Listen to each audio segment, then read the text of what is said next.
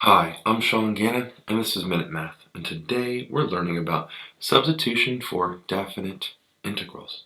Minute Math, when you need help you use Minute Math. We're given this problem right here, the integral from -1 to 2 of 6x times x squared minus 1 to the second power dx.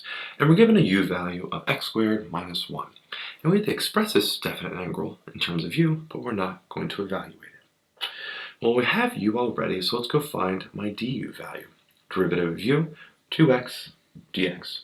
Pretty simple. And so let's go see how this applies to my integral here. My u value clearly is what's inside of the parenthesis.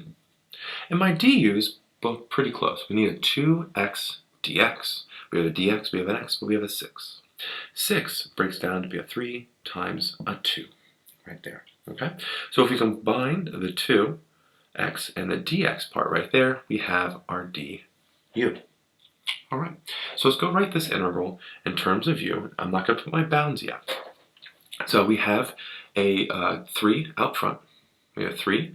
Then we have the u squared, and then the du right there, right? U is right here, squared, and then the du is that 2x dx. And the 3 just comes down.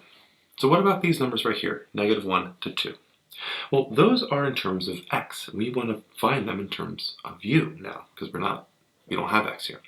So to do that, we use what we know of u to be u1. And let's go plug in our lower bound of -1 squared minus 1. Let's go find it in terms of u. Well, -1 squared is, well, +1 minus 1 is a 0, right there.